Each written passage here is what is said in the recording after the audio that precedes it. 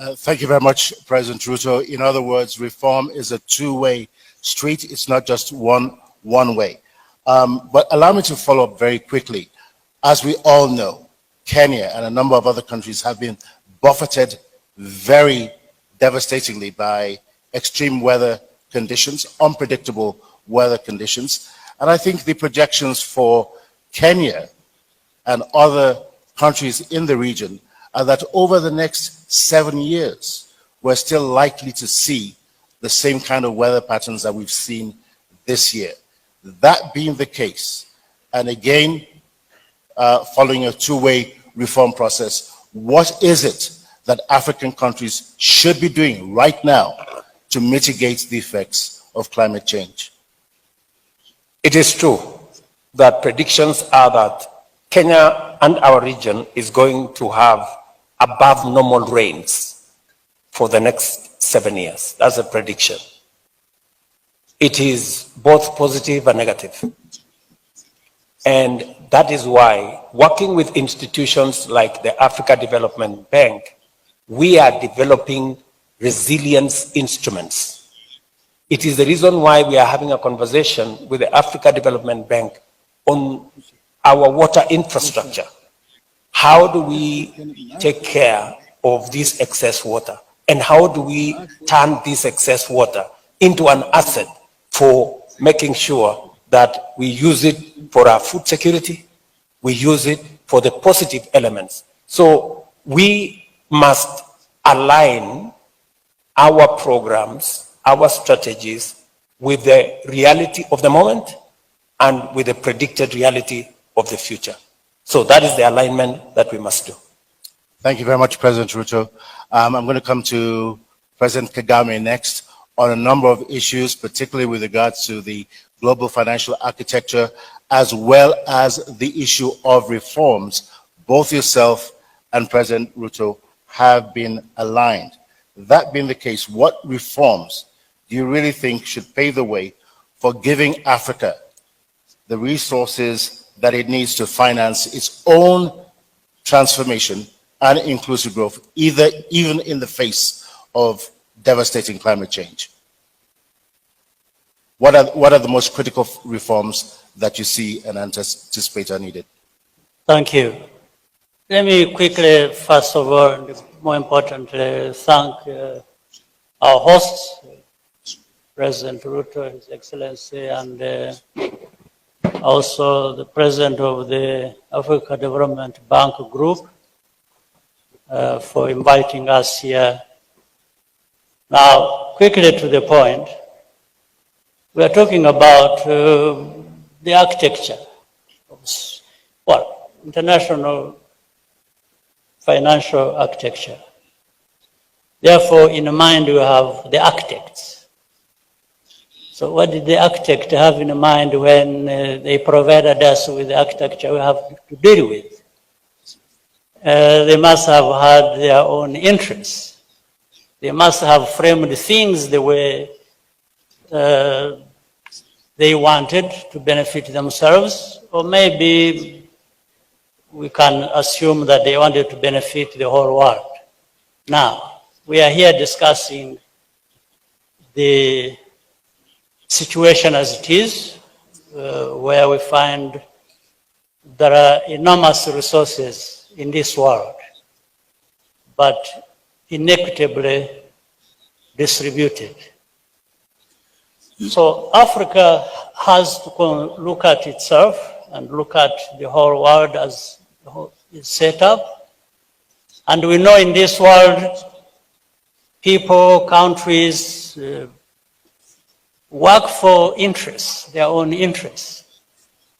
Africa's interests and the countries of our continent interests must be taken care of, beginning with ourselves.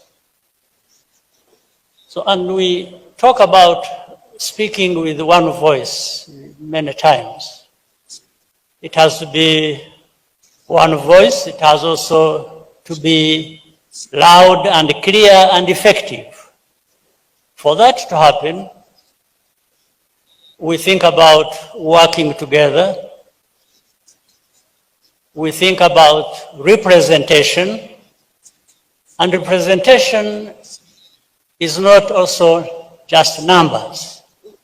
It's being able to speak out loudly and representing ourselves rather than having other people represent us. So it starts from what has been talked about, that is very important, when it was in the speech of His Excellency President Ruto and His Excellency Musa Faki. Therefore, the reforms we are talking about is how do we disrupt, if you will, the current architecture as we have it, so that it includes significantly and visibly the interests of our continent.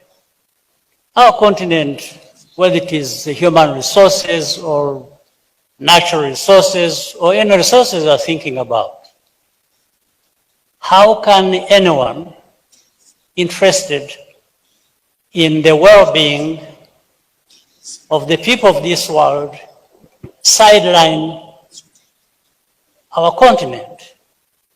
In actual fact, if you look at the facts as they are, in a few decades, the only place in this world that will be having a growing middle class is Africa, the only one. So it is even in the interest of the rest of the world that has marginalized Africa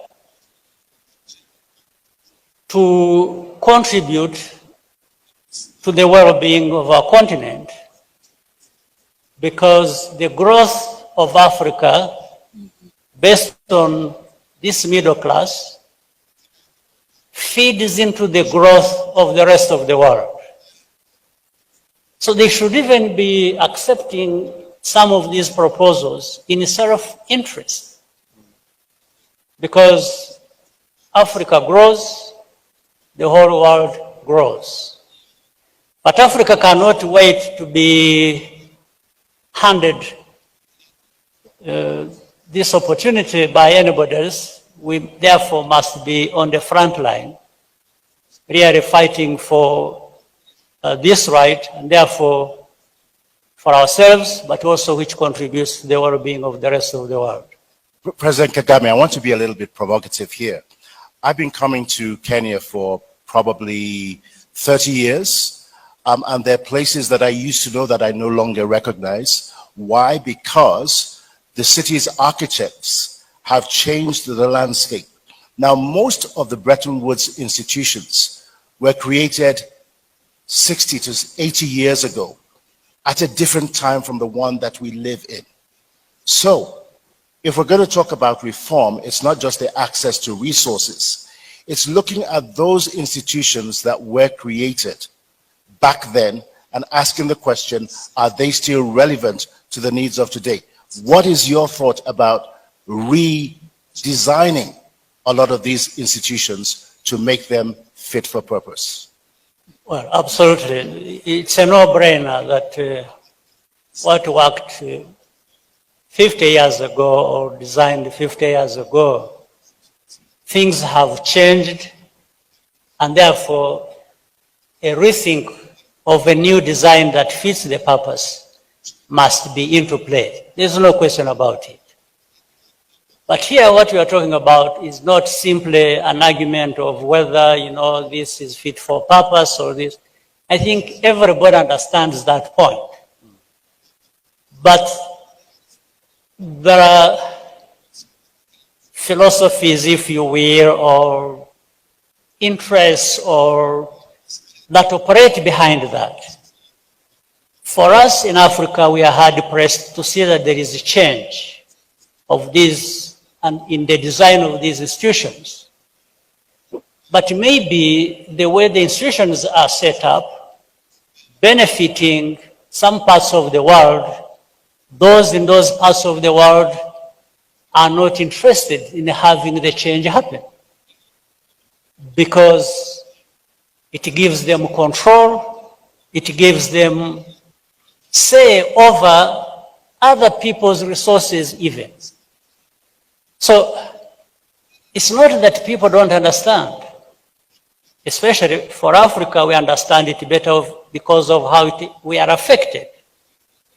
But the other parts of the world that have the power and control, it's also not because they don't understand, but it is because that it serves them very well, benefits them, that they are not interested or they are slow in allowing change to happen. So it's not a very complicated thing to understand. Everybody understands that. What is complicated is to reach this understanding and compromise that we don't lose anything by having everybody benefit as we should benefit, all of us. That's where the issue lies. And therefore, the reforms are based on this thinking. We are only looking for the pathways to having the reforms implemented that provide us with less costs than having to fight so much over what is obvious that actually benefits all of us, as I say.